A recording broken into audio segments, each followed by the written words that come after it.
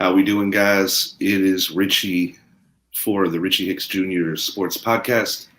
Back here with my good friend, Mr. Idris Salam. How you doing, boss? Well, football season is on its way. We're almost there. Yeah, man, fun time. Exciting time of the season. You know, you got roster cutdowns coming up, Yeah. and we're gonna find out for our team and just everyone in the league, who's making these teams. And that's why, even though the preseason serves as a part of the year where it's like you don't want your starters out there too much because you get nervous. Right. Obviously, our team's already dealt with some injuries, other teams as well. But Mhm. you got a lot of guys that are career almost making team guys, Mm-hmm. and sometimes it just takes that one opportunity, and they can make a legitimate difference on a team, and that's what makes it exciting. Right. Something that I never want to have to speak about, but it's our responsibility to do so, being that we are talking about the NFL. This happened the morning of today, Sunday, out in D.C. Brian Robinson Jr. was shot in an attempted robbery, and it sucks. This is a kid that was making a quick name for himself with the Washington Commanders, had a very decorated college career. Mm-hmm. And it appears that he's going to make a full recovery. Entry wounds, to my understanding, were in the lower extremities. There isn't a whole lot that's going to be very descriptive just yet. But we'll see what happens in terms of how long this young man's hospitalized, and hopefully, he can move on, not just with his football career, but with his life. But, it's ugly. You break your ass for so many years to make it to the NFL. Yeah. And for something like this to happen, number one, he could have been killed. That it's a blessing that he's not. I do understand that the authorities recovered a weapon very close to the scene. And I guess like any other investigation, they're going to have to check into the cameras and see if they can maybe get some numbers on a getaway vehicle. We'll see. I think one thing I could confidently say is whoever committed this crime undoubtedly has priors. Yeah. But sad. It's just sad that, people are willing to take a chance, for financial gain, to literally kill somebody. And Yeah, it's crazy because these guys work so hard to get to where they are, and I hope, and this is not passing judgment on him, like we spoke off air. I hope he wasn't flaunting it, his success, and if people, and there's a gun issue we have going on in this country. mm-hmm. I'm for some type of gun control, but not, I think we need our guns to defend ourselves, but you can't stop the bad guys from having guns. They're gonna have them. Yeah, that's never gonna stop. It's always gonna be a thing. And I see a lot of these young guys. They use a gun for everything. The most pettiest thing. You say something, they're gonna shoot you. And I'm glad this young man, he's gonna pull through his career, continue on. And I hope they catch the guy, because I'm the type of person that we all struggle. I came up poor. When I came up middle class and deaf in the family, then we went below the poverty level. And I had my incidents. I'm not a straight arrow. I tell people now, 58 years old, I'm a broken arrow. I've done my things, and I paid my dues. But I can say I've never taken anything from anyone, because I don't want it to happen to me. And when a person gets there and you just take 2 minutes of your life to destroy their life, like, is that Yeah. all? Is that all your life is worth? 2 minutes that you want to throw 2 minutes away, and why not have to do 20 years somewhere? I mean, it's sickening, man. No, I share your sentiments on that. Like, to rob someone who's obviously doing better than you in that case, or at least I would think so. When I say better than you, talking about the assailants. Yeah. there's like literally no moral aptitude on any of it. You know, this is stuff that happens all the time. And, you know, not every time the victim is a professional ball player. But I must say, it kind of gave me the very eerie vibes of what went down back in 07 with the late, great Sean Taylor. You know, a guy that was really literally entering the middle of his prime. And I think the thing that was really bothersome about that situation is that the news had hit earlier that someone had attempted to rob him. I believe it was within a month of the actual fatal night. I don't think in that particular case that I think the assailants thought he wasn't home. Yeah. And, you know, he did what anybody would do in that situation. He tried to protect his family. Right. And ultimately he lost his life protecting his family. Very sad. Very, very sad. And, you know, you never want to see anything like this. You know, it's unnecessary on so many levels.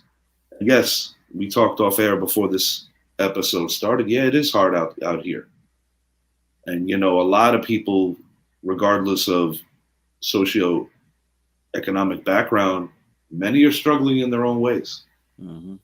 But never could I take it there, you know, to just take something that, quite frankly, isn't yours in terms of wealth or, you know, whatever they think that they might get from him. I mean, you know, maybe they were tipped off that he had a decent amount of cash on him. I don't know. And that's why, you know, a lot of the seminars when these kids become, you know, in the next level in terms of wealth. Yeah. You know, they're always told, you know, to the best of your ability, you know, try to be easy with the cash. Because especially in times like this. Yeah. Where social media and all of that, it's like every step of your life is constantly being recorded. You know, social media, there are certain aspects of it that can be incredibly positive, but when you're constantly being followed, so to speak, camera's always on you.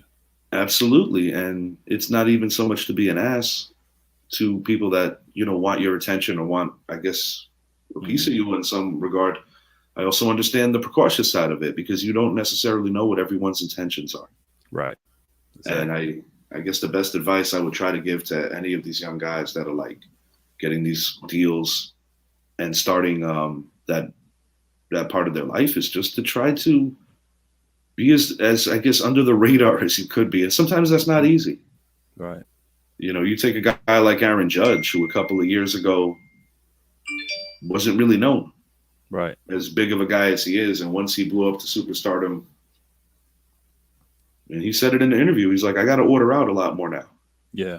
If I just want to have some peace. And I get it. I honestly do understand that. We're going to keep it on football for a few minutes here. I recently did my fantasy draft. Well, one of my 4 this year. It's that time of year. Yeah, man. Yesterday, had a great day. Good friend of the show, John Olson, was actually my ride. We had a good time. And I wanted to just kind of go over the way Idris and I, we spoke for a good while before we went on the air today and kind of came up with our top 12. 12-man league is what I was participating in. We basically did an offline show, you know. Yeah, we kind of did because when you're doing a list, you can't just throw it. Yeah. You can't just go on your phone and be like, okay, we did Yahoo and ESPN got them because it doesn't require any thought if you're just gauging every opinion. Yeah, we did a good fantasy show offline though, between us two, you know. I tend to agree, and right now we're gonna kind of show you what we talked about. Yeah. So basically, we may mention players more than once on this list, but coming in at 1, and I think this is the universal pick in most fantasy leagues at 1, running back Johnathan Taylor, Indianapolis Colts. Idris and I easily both agree on that one. I'll drop a quick tidbit on this guy. Powerful, but at the same time, phenomenal footwork and a second motor. He's the best running back in football right now. Yeah. Yeah. and he's behind a good offensive line, veteran quarterback, two good guys on the corner, good, nice little tight end.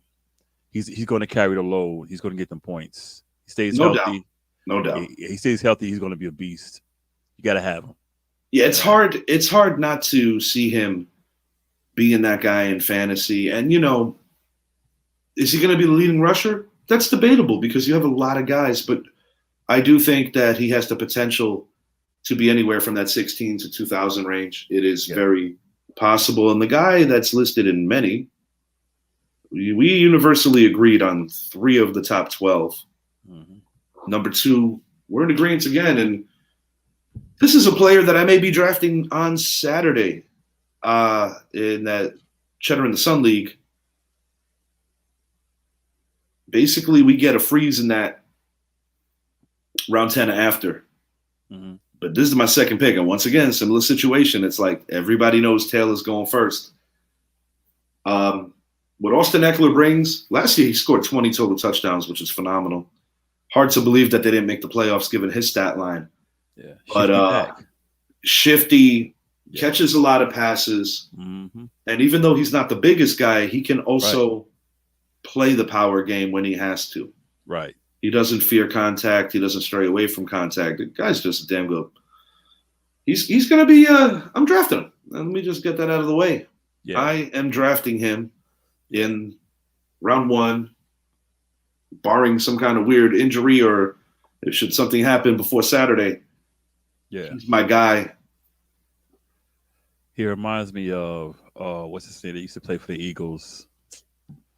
Oh God, I can't think of it. Are you talking about Sproles? Sproles. To me, he's like a more, how would you say? He's just a more enhanced version of what Sproles brought. Yeah. Sproles was great at what he did. I think Ekeler is better at more stuff, but I do definitely get the Sproles comparison. Yeah. And Sproles also did play with the Chargers. To get his stuff going. This is our first disagreement. Pick 3, round 1. You're going Cooper Kupp. Mm-hmm. Why not? The guy won the Triple Crown for wide receivers last year. Yeah,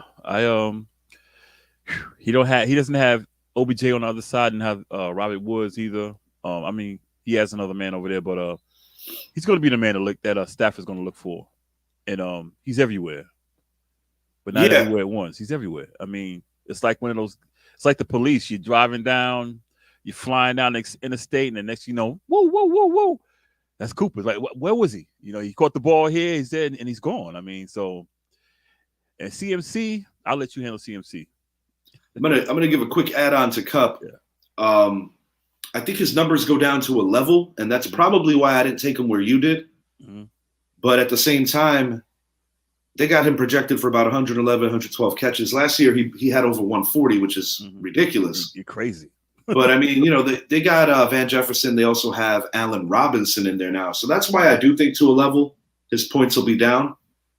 And, a healthy Cam Akers, you got to think that they're going to try to make a commitment to being more balanced on offense. I thought Darrell Henderson and Sony Michel did a good job last year in his absence, but I do believe that there's a litany of reasons why his numbers are going to be down. And one of the biggest ones is this dude's not a secret anymore. No. But still a damn good player. Christian McCaffrey's well-known. Unfortunately, the last few years, it's been well-known for not completing seasons and getting injured often. He's been very vocal about how he's changing up every regimen to get ready for this season, and he feels that it will help him stay on the field. There's nothing that this guy doesn't do well. He could block. Right. He's the best pass catcher when healthy in the league. He is the most dynamic running back when he's healthy. Dangerous when he has the ball. Healthy. And if he was healthy, JT and Ekeler would not be in front of him. Yeah. I will admit that even me thinking that I could take him at 3 is a bit of a reach. I mean, shit, I might wake up Saturday morning and decide to take him instead of Ekeler. Maybe I got that vibe. But I do tend to believe he's going to be healthy this year just because the law of averages says he's supposed to be. CMC healthy is a weapon, plain and simple. Give him the ball backfield, hit him in a flat. He's dangerous, dude. It's just his health. That's the only reason I didn't take him so high. if he was healthy, he'd be right there for me. Because and like I said, we both agree on that aspect of it. My taking him at 3 versus you not is my hopefulness and my belief that he actually might be healthy. But it's very hard to say. And, coming into round 4, you're taking your first risk, so to speak, in terms of a guy who's also struggled to be healthy. Mm-hmm. Our favorite running back in the league currently, Mr. Saquon Barkley. We're both Giant fans. And I here took Justin Jefferson. I'll start with Jefferson, and then I'm going to run it back to you. Justin Jefferson, to me, same thing with Cooper Kupp. Mm-hmm. They're so even in terms of the fantasy aspect and the layout of things, especially, points per reception leagues, which is the wave of pretty much every league now. I got Jefferson going for just an edge over Kupp, in my opinion. I mean, I could very well be wrong, but I just have that belief that Justin Jefferson is going to edge him out. And I think part of the reason is because although the Rams have probably a better overall team, mm-hmm. I think the Vikings might have a better balance in terms of what they offer at running back. Mm-hmm. And I actually think that that's going to benefit Jefferson. And, Adam Thielen quietly is still a very productive receiver as his number 2. Mm-hmm. So Kirk Cousins, coming off his best year of his career last year, I have a feeling that he's going to be able to really just have that kind of year. Basing it on every receiver, mm-hmm. I have a vibe that Justin Jefferson is going to be the number 1 fantasy receiver in the NFL this year. But, so much is dictated on what happens to other positions on the field. Right. That is clearly a huge thing. And really, that's where it all happens. I'm actually making a correction mm-hmm. on one of my picks. It involves Cooper Kupp. I managed to not mention him on my 12 picks, and I think it was because I knew we'd be talking about him early. Mm-hmm. Yeah, I say with Saquon, and it's not a homer pick. I think about the offense that Daboll was bringing to the Giants. And, Saquon, he didn't have to take this offseason to heal. This offseason was dedicated to perfecting his craft, getting back to what he was. And with that offense, I was looking at training camp. They got him out wide, single backfield, in the slot. They got him everywhere. And, Saquon with the ball is crazy. He can make his own space. I mean, it's gonna get a lot, and I think they'll lean on him because, Daniel Jones is Daniel Jones. Our receiving core, we're young. We got alligator arms, Galladay out there. They're gonna lean on him, and that's gonna get him those points, man. But Jefferson, I mean, you can't go wrong. I mean, hey, he does what he does. I mean, Thielen's over there. Thielen's gonna give him more opportunities. The running game, like you said, they're balanced. So, yeah, I mean, yeah. I'm going with the blue over the purple, though. No, I get it. I mean, in terms of Saquon, I did draft him yesterday, actually at pick 9 in the league that I was in. Now, that particular league's a little different because mm-hmm. you do get 1 freeze. Right. But it's not dictated on what round you could freeze a guy. So basically, like, you would freeze that 1 player, mm-hmm. and then the draft starts. So none of your freezes, each guy gets a freeze, would dictate or hold a spot where you wouldn't draft because you'll be like, okay, it's round 11. I got Jalen Waddle. Okay. So in this case, my freeze was Najee Harris. So I went back to back. I got Saquon at 9. And then on the way back, I picked up Leonard Fournette. Trying to build it early with running backs. Running backs tend to go early in damn near any and all fantasy drafts. Yeah. But last thing on Barkley, mm-hmm. or maybe not the last thing, is I'm going to talk about him in a minute. So we'll get to him again. You're picking CMC here in the 5th round. I myself am going with old reliable, the powerhouse Derrick Henry. If you want to start up on CMC, and I'm going to be right back, Idris. You just okay, I got it. Just gotta We got this. get in the kitchen real quick. I'll be right back. We got this. All right, y'all. I'm going with CMC basically for the same reason I said previously. The guy, when he's healthy, he can do everything. Throw him the ball, pass, hand him the ball, put him in the flat, put him in the slot, put him in the backfield. He's a good blocker. He's going to block for Sam Darnold. But fantasy wise, I mean, he's going to get you the points, man. You know how he is. He just got to stay healthy this year, and that's been his problem over the last couple of years. He just can't stay on the field, and I think that has been due to the transition in coaching and running and quarterback, offensive line, receivers wasn't catching the ball. So they gave him a lot to do, and he just got hurt, man. You break down after a while. Richie's picking Derrick Henry. Can't go wrong. I mean, that's the heart and soul of the team, man. You give him the ball, and he's going to do this. He's going to do everything he has to do. He had an injury last year, missed a good part of the year. In fact, most of the year last year. So he didn't really get a chance to get back into his groove, but I think this year he'll be healthy, and I think he'll do his thing. But I'm still rolling with CMC. But if you pick Derrick Henry, everyone out there, can't go wrong because you know what you have. You got somebody who's gonna carry the load. Period. It's on you. I heard the tail end of what you said about CMC, so I could kind of put some of that together where you were going with that. Yours might be a little more logical than me, taking him a little more in the middle of the first round, where I'm banking on, he's going to get the points this year. Quick thing on CMC, that defense that they got is really good. Even though Carolina has questions at quarterback, the whole Sam Darnold, Baker Mayfield thing.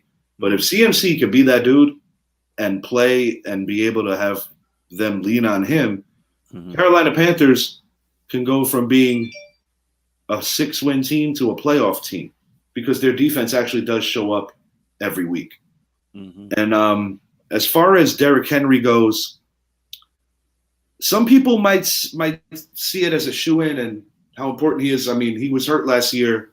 He came back for a playoff game, but he wasn't quite 100%, gave his best effort.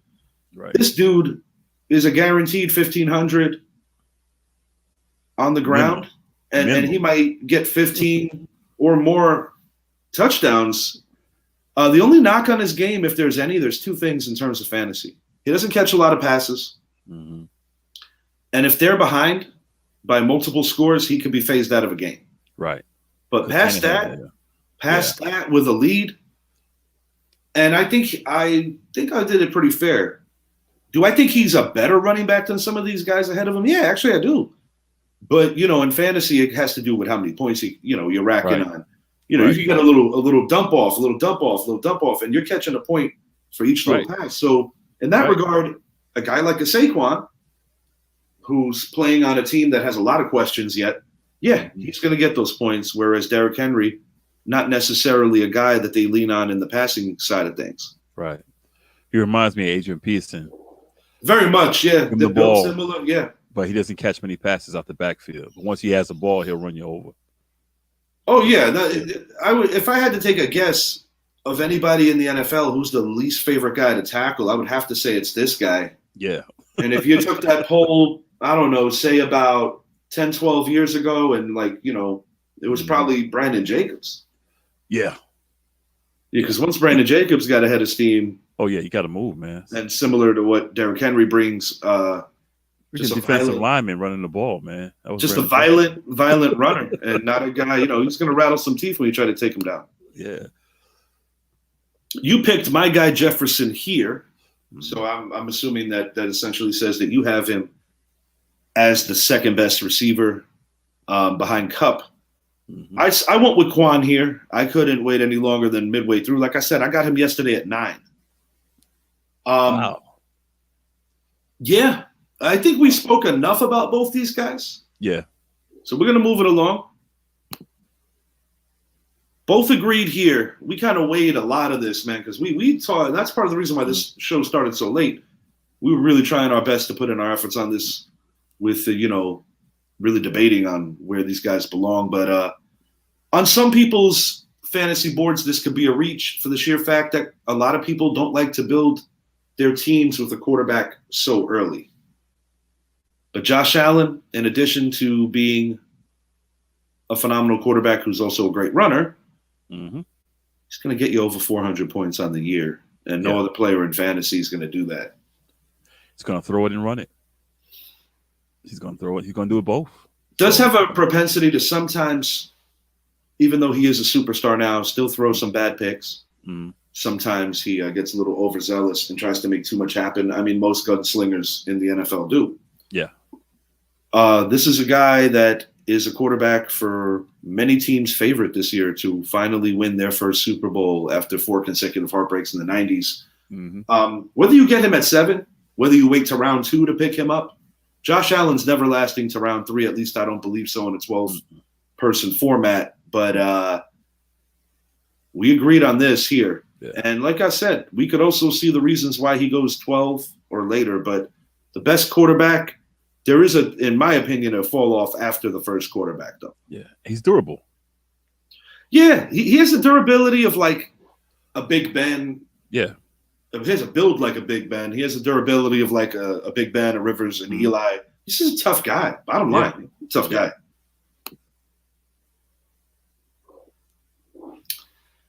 Two completely different backs. Two completely different backs. And, you know, spoke your piece on Derrick Henry on the previous part, as we both did. Alvin Kamara, to those who haven't started their drafts yet, every indication looks like he will not be getting suspended. And if anything does come of that, it will probably be next season. So you can probably feel comfortable that Alvin Kamara is a good late first, early second round pick. Similar to Saquon in New York, he's going to be carrying the load, and similar to CMC, he is that kind of back. I think the one thing that Kamara has a little bit over Saquon is that he's a little better in terms of taking what the defense gives him in terms of that's the whole. Yeah. Saquon does have a propensity similar to the great Barry Sanders to always want to hit a home run on every carry. Yeah. That's part of the reason why he's a highlight reel, but that's also part of the reason why sometimes it could be frustrating when a back like him won't take what he gets. But I do think that, once again, Alvin Kamara, very safe pick here at number 8. Anywhere between 8 and 4 to 5 picks after that going into round 2, Kamara is a solid pick. I agree. Two Super Bowl wide receivers that we both are taking here in round 9. Reason I got Kupp a little bit down on some people's list. He's as high as 3 or 2. Nothing to do with the player. I kind of made my point already about it. I just think that there's a little more eating that's going to happen with the Rams receivers now. And I do believe that his numbers will be down. But when I say his numbers will be down, this man's going to catch over 100 passes. Yeah. So do not pass up on him if that's how you want to build your team. Jamar Chase, I mean, I don't know what more you could say. In my opinion, possibly the biggest rookie impact at receiver since Randy Moss. Yeah. You got Big Brother throwing the ball, man. Yeah. Smooth. Yeah. Cool Joe. They got that connection. Yeah. And I'm going with Chase, man, because you know his man is throwing the ball, man. I mean that's his man. That's his boy. They're tight, and it's not, they got the recent history. Like, yeah, Brett and I argued a little bit on the Carr situation about him and Davante. Yeah, and while I still think that there is some chemistry there and they can thrive, these two, Jamar Chase and Joe Burrow, are based more on recency, whereas Davante is years ago. Yeah, it was just a year to separate these two, and at a higher level too. Yeah, because these guys did it in LSU, winning the big one, and then getting close to winning the big one in the pros. Right, they know each other, and you know they really do. Yeah, Smooth Joe. He said, "Draft this guy. This is my dude." He told him, "Draft this guy," and they drafted him, and the chemistry's like, boom. So,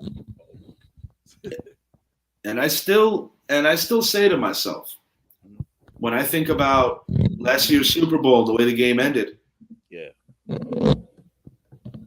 what was the thing that most people were complaining about with the Bengals? I guess they would say that the O-line needed improvement. They have made some moves to improve that part of the team. I remember on an old show, Elliot was on the show. myself, and we talked about where some of these kids were going. And I thought Penei Sewell was the pick for the Bengals because he could protect Burrow, who was coming off a knee injury. Elliott was very defiant that it's going to be Chase. Elliott ultimately was right. And for the big picture, yeah, it probably was the better pick. Yeah. I was more so thinking of a young investment coming off the knee injury, but Penei Sewell's doing great things as a great lineman for the Lions. Yeah. This was yet another agreement of ours. Najee Harris, I mean, I almost feel like I'm doing him dirty taking him this late. I do have him in my league. I may mention that. And I've got him, Saquon, and Fournette, so I'm expecting good things out of my running backs. Oh, yeah. And in fantasy, when you're building teams, sometimes you got to hone in on one particular position that you want to be great, and other ones you might have to slip a little but try to get good consolation prizes, I guess would be the best way to put it. But running backs, I'm old school when it comes to the thinking of how a fantasy team needs to be run. And even though I love wide receivers, especially in a PPR league, as far as this team goes, they're going to ask a lot out of him in year 2. Big Ben is not there anymore, but they still have a solid defense. That's how I feel. You got Trubisky, you got Pickett. So, I mean, stability, got to give the man the ball. Give him the ball. He's going to do well. Yeah. Give him the ball. Throw him out the backfield. Heading it to him. Give him the ball. Let him get his points. Take the pressure off the quarterback. And that's going to just build the points for him. And, scheming for them can potentially be, or at least at the surface, a little easier. Yeah. But because they know Najee's going to get the ball a lot. But, this is where guys have to step up. Trubisky gets a second act and a chance to be a starter again. And, you've got some good receivers. But, think about it. They may not key on him because Trubisky is a runner, and he's a good runner. Yeah, he can move. Yeah, so they can move. They'll key on him, but I think Trubisky will open it up for him more because they know Trubisky's still young. And I feel that he got a bad rap in Chicago just for the fact that they really didn't have much going on that side of the ball. They didn't. And once the defense got certain players started moving on or just getting hit with injuries. Yeah. I can't completely blame that on Mitch. And Mitch, if you look at the numbers, not too bad. I don't think he's a permanent solution, but I definitely think it's a good bridge. He's a good bridge in the post-Ben era, for sure. Yeah. We'll see. We're honing in towards the end of this. Man, that was fast. It depends. I mean, somebody might be seeing this and be like, shut the fuck up, Richie. Man, you're boring me, bro. I guess we do this so much, man. I don't know. Time flies. I don't know. I guess I'm going to hear about it tomorrow and be like, hey, guys, did I take too long on this segment? It is fantasy year. Yeah, but we're at number 11 already. Golly. I hope we're, I guess just being from New York helps. We talk fast. You want Davante Adams here, former Green Bay Packer. I want with the guy that we just spoke about, Jamar Chase. I'm going to let you ride on Davante. I don't want to overkill it with Jamar. We already spoke on what we think about him. Yeah, it's just a connection between him and Carr. Like we said earlier, they hadn't played together in years. So, but I think he'll be a great compliment to Carr because he said, "Okay, I got a veteran guy out there who can catch the ball, who can make his routes." But yeah, I think they'll do good. I think he'll do good. I don't think he'll be big fantasy wise, but I think he'll be productive because I just can't see him having the kind of year he had last year. But at the same time, because this is the thing, they got more star power on the Raiders than they do with the Packers. Yeah, but they still don't have that quarterback. No, I've made it very clear. I mean, Davante's gonna have a good year. Don't get me wrong. Yeah, I still consider him a top. I'm gonna say he'll be in the top 7 or 8 in receivers. I'm not gonna sit here and tell you he cracks the top 5, but I still like him. Mm-hmm.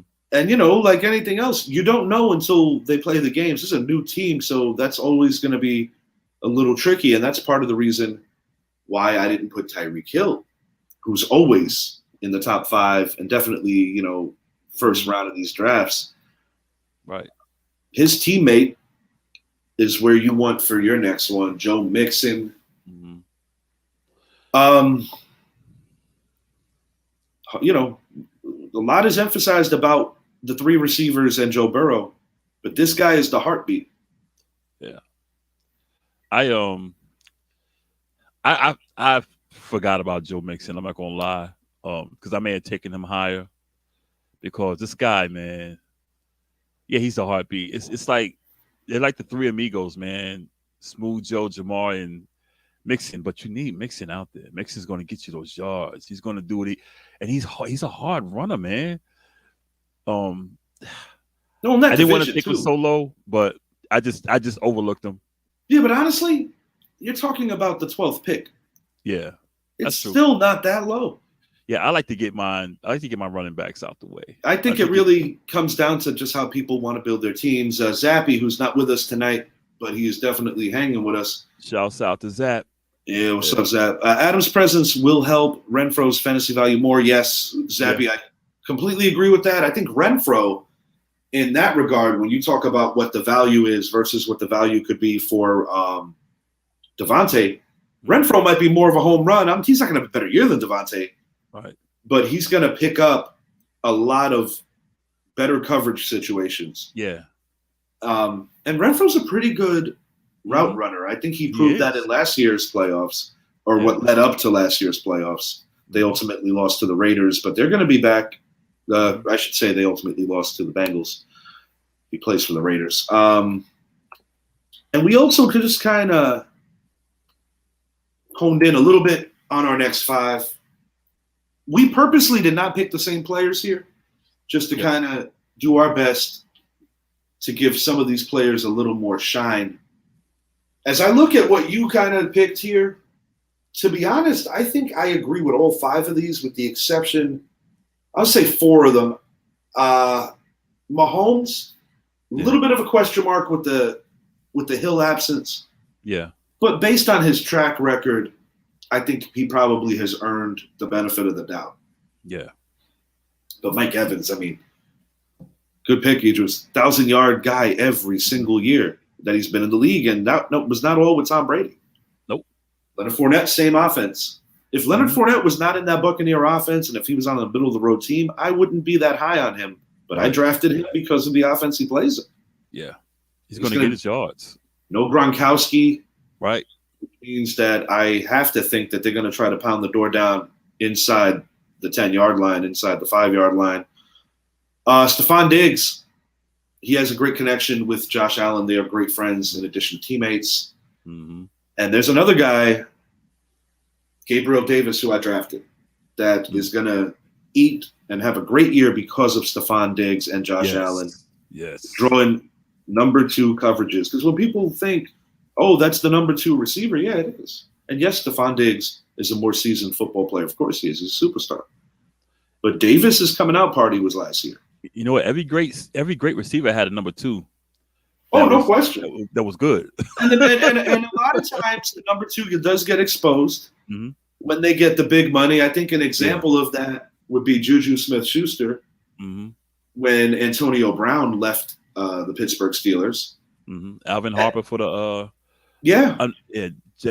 when you leave and you think you're the number 1, and you got a lot of them, man. Lot of that has happened to quite a few players. I think the loss of Tyreek Hill. This is Zap coming back in. Josh Allen is the number 1 fantasy quarterback. Yeah, I do agree with that, Zap, as well. I don't know if he's in the top 10 because I just tuned in. Also, I would not be surprised if Herbert is ranked higher than Mahomes. I more or less agree with pretty much everything on Zappy, but if I'm going to disagree with anything at all, I feel that Tyreek will miss Mahomes more than Mahomes misses Tyreek. I agree. But that remains to be revealed. We have to see. I actually think very highly of that young guy, Sky Moore, out in KC. I think it's going to take a while, but he's going to be good. Yeah. These are my top 5. Maybe 4. Yeah, I just realized that. This is where I'm bringing in Joe Mixon.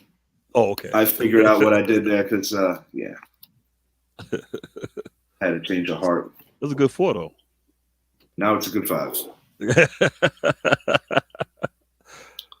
Oh, Justin Herbert, too. Okay. Well, to Zappy's point, and I could be wrong, but I actually think Justin Herbert For fantasy purposes, might not be the number one, but I think in terms of the kind of year, he is my way too early prediction to win league MVP this year. I do think that he's going to take that next step. I do have the Chargers winning that division, and I think he has a lot of toys over there. He's got two really good receivers that are completely different players in Mike Williams and in Keenan Allen.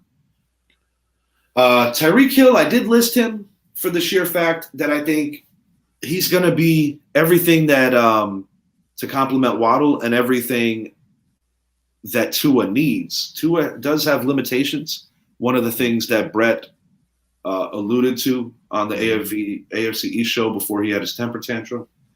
Yeah, when he walked. So angry. But I mean, he's no Davante Parker, but no. Nick Chubb, old reliable.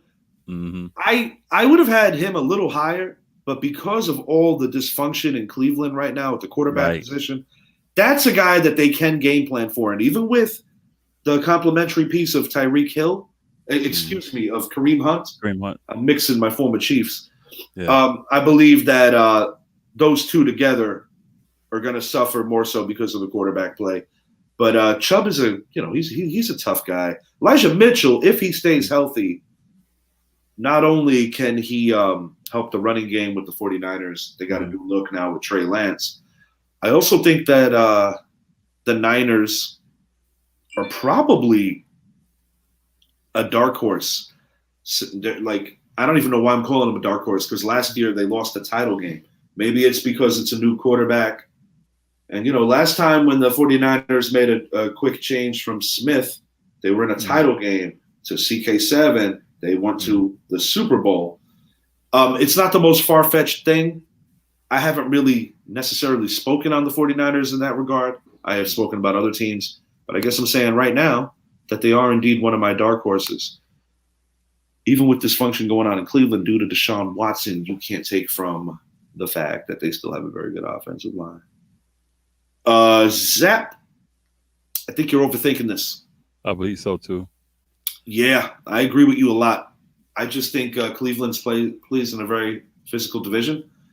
And I've seen enough of Jacoby Brissett, and while I respect that he's able to hang around the league, I do not believe that it's going to be all that smooth sailing for Nick Chubb. And if I'm wrong, you're going to let me know about it.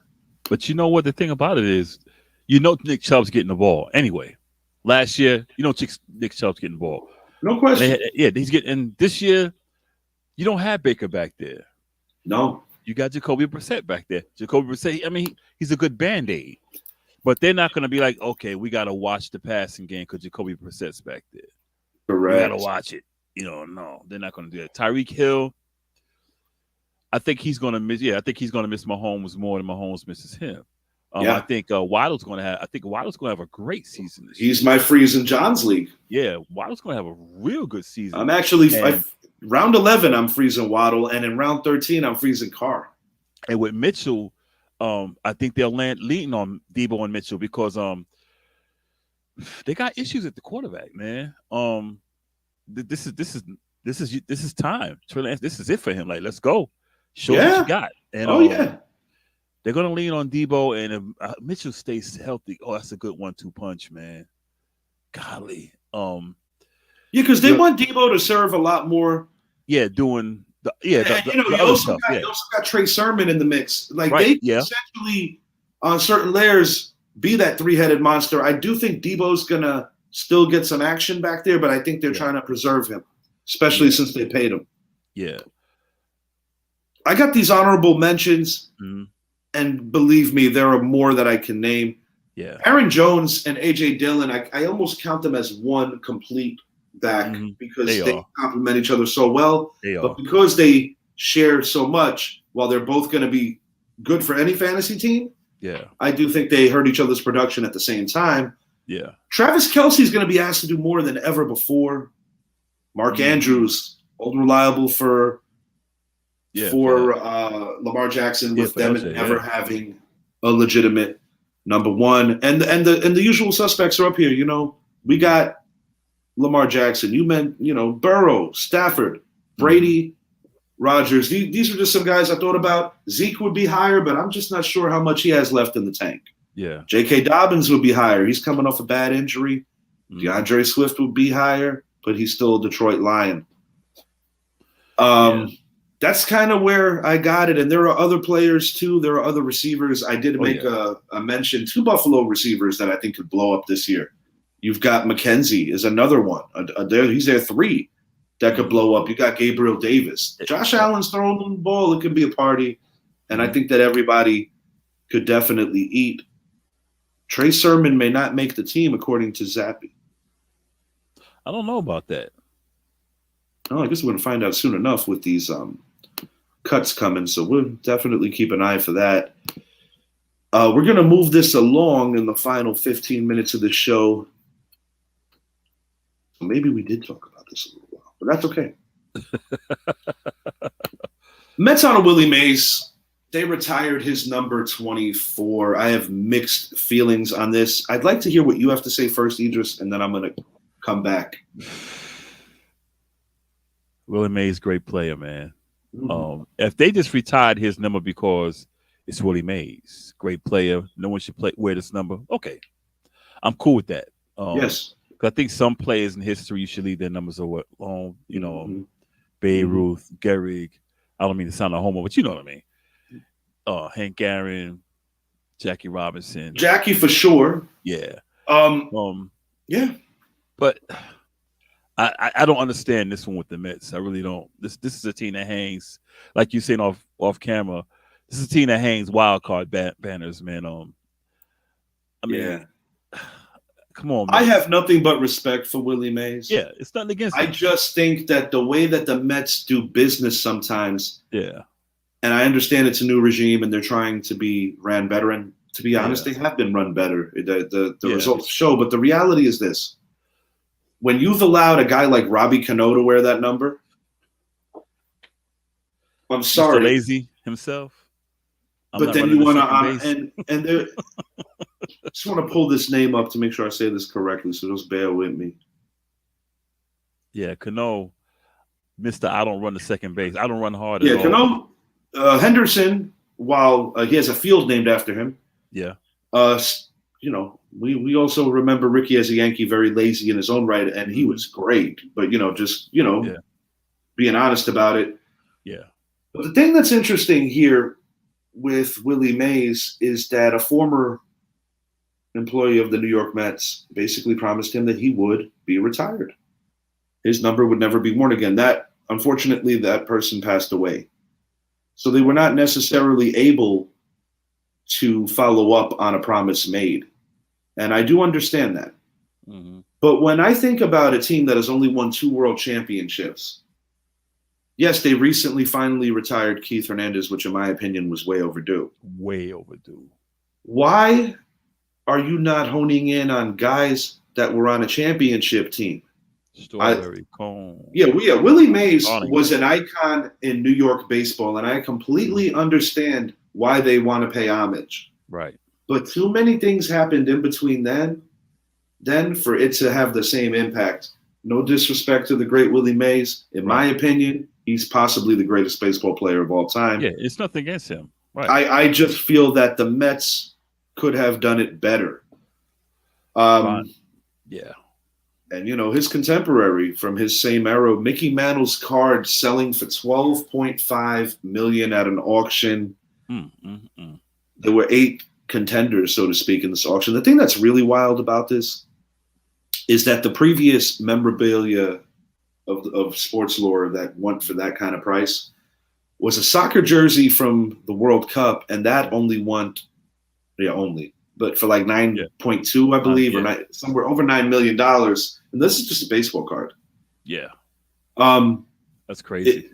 It's absurd, but I think the good news for collectors is that baseball cards are making a comeback. Cards in general are making a comeback because for many years they were down, but right now they are at a high yet again. So glad I didn't throw mine away. I said I had my cards. Whew. Check this out, Zap. If I remember correctly, that card was going for $150K when we were kids. Damn. Yeah, something like that. That's crazy. It's And say, speaking of the bag and speaking of big money, I do want to make a mention of Julio Rodriguez. oh yeah, This is the franchise that wasn't able to pay A-Rod. So I don't know. Do we want to call him J-Rod? Maybe. I don't know. The thing is, Texas gave A-Rod the bag. The Yankees traded for A-Rod, and then he opted out after his MVP deal. mm-hmm. The thing I like about this, and this is the new trend in Major League Baseball, people, players that are 25 and younger are going to be getting these decade or more deals Mm-hmm. because of the sheer fact that they're young enough to do it. A guy like Aaron Judge, who's going to be the MVP of the American League this year. Oh yeah, He's 30, and that's the reason why he's not going to get the Like 10 the or 10, more. yeah. Because a lot of it has to do with when you break into the league. And it's been proven time and time again. You look at some of the greatest players. I'm a pool host.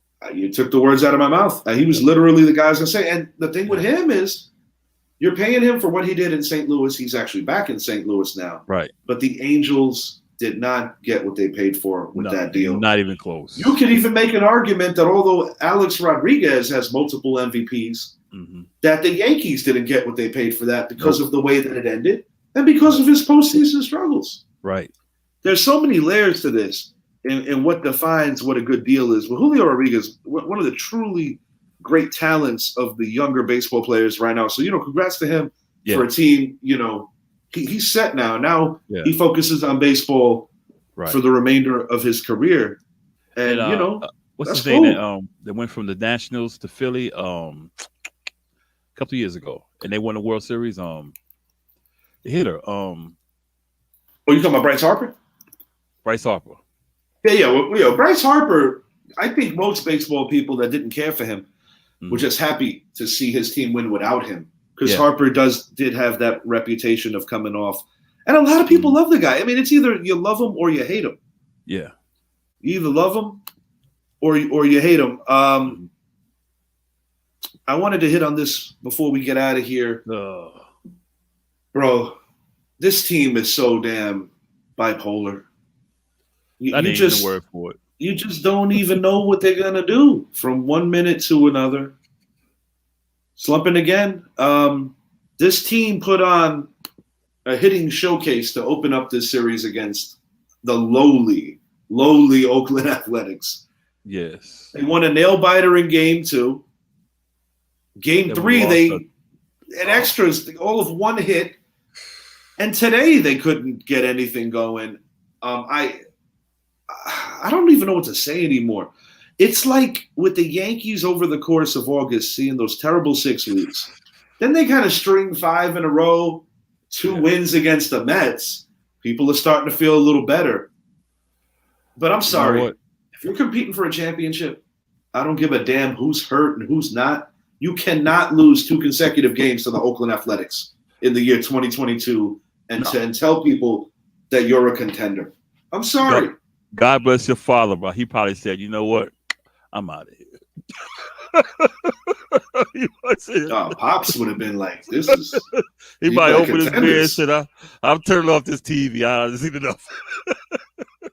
I mean, the Mets lost to a bad team today too, but the difference is the Mets are consistently winning series. Right. And I gotta call it like I see it.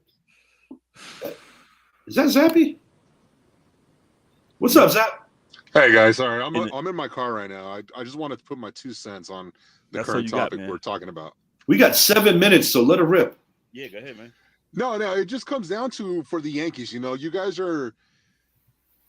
you were on a good winning streak. You won the big series against New York, and then which was an emotional one. Yeah, it was a very emotional series. But I believe you just covered it. Losing 2 in a row to the Athletics, especially when the Rays lost yesterday as well. You were supposed to win yesterday to separate yourself even further from the Rays. Yes, sir. Now we're going into the new series tomorrow, as you guys are going to be facing the Angels with a 7-game lead, and you still have the Rays after that. And they just got done kicking some ass against the Jays. Yeah, and that's what they do. And so it's right now. Well, what Yankees team are we going to get? Are we going to get the Yankees team that we've grown accustomed to the last 2 months, or are we going to get the Yankees team that we saw before the All-Star break? And quite frankly, what I think it's going to be the latter. We're going to see the team we've grown accustomed to the last 2 months, and they still have issues that they need to iron out. Yes, winning helps those issues, but losing two back-to-back games to the Oakland Athletics, that tends to bring out those issues again. Hey, you know something? I don't know what type of microphone. I don't know what type of microphone you got, Zappy, but it sounds better in your car than it does when you're at home, man. You have a real good microphone, man. I'm just saying, man. But you're right. No, that's just what I look at. You know, what it boils down to is winning cures everything. It does, and it cures everything, especially when you beat the hard teams. When you're beating the easy teams, it's like, all right, cool, you're supposed to win. But when you lose to them, that's what opens up these conversations that we're having today. Yeah, exactly. Guys, we have a quick start bench cut that I'm going to let you both go into, but I'm just warning, we got 4 minutes left on the show, so I'm going to need you guys to be quick. I'm going to put up the topics rather quickly, so bear with me. We're almost there.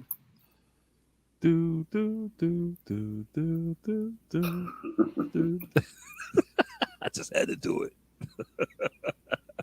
Yeah, man. Well, we got 3 minutes, Richie. Come on, man. Yeah, now I'm over here telling you how quick we got to be, and I'm taking my time now. What's the topic? Is it football? Start bench cut. Boggs, the big unit. Roger Clemens. Shit. The reason I bring these 3 guys up is because we were kind of talking about the Willie Mays situation and how that would be the equivalent of some of these guys, latter teams, retiring them. I'm going to let Zappy go first. I'm going to let Idris go next. Zappy, you got 45 seconds. Gosh, man, just going based alone on the talent around them, I'm going to go the big unit as my starter. I'm going to bench Roger Clemens, and then I'm going to cut Wade Boggs. All right. Same here. So you're basically sticking with Zappy. You got You if you want to elaborate, you got a couple of minutes here still. All right. The big unit was just unstoppable, man. Clemens was good. You know, he was great. I'm not gonna say just good, but I just didn't like him. Boggs, good hitter. That's it really. Yeah.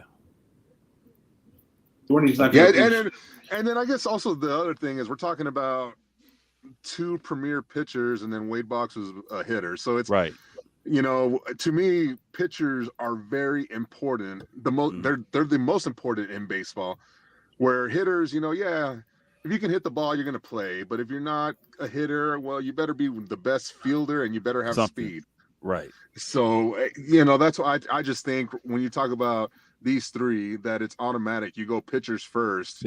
Yeah. And then it comes down to, well, which one was better? Yes, Roger Clemens won a lot more World Series. However, he played on a lot better teams. Yeah. Whereas, you know, that's what it comes down to. So before we get out of here, I got one last quick question. All right, we got a minute. All right, check this out. Round 2, Mets overvalue. Todd Frazier, Ricky Henderson, Bartolo Colon. Who's getting retired next for the Mets? Ricky. I'm being super facetious, but I'm like, God, guys. Ricky. But I don't know. They might do Frazier. I don't know. You see the pattern here. All these dudes also were Yankees. So I just wanted to kind of be well, it could be Cologne. It might be Cologne. It takes you. I think. Oh man. It takes you forever. To retire Keith Hernandez. Forever. I think forever. Cologne. And today we're like Willie Mays. Yesterday. I'm sorry. No, I'm sorry. I think Cologne would be one of the last ones. When I think of Cologne, I still think of him wearing the Indians uniform. Yes. Before I think of wearing him. We're talking about the Mets. When I think of him, I think about like an excellent buffet. But yeah, and thank you. 20 seconds. They're gonna And then retire with Todd Ricky and Frazier. Todd Watch. Frazier, I think it would be Todd Frazier next, honestly. Guys, thanks for watching. I wish we had a few more minutes. This is fucking hilarious, though. I'm Richie. He's Zappy. He's Idris. Thank you for watching.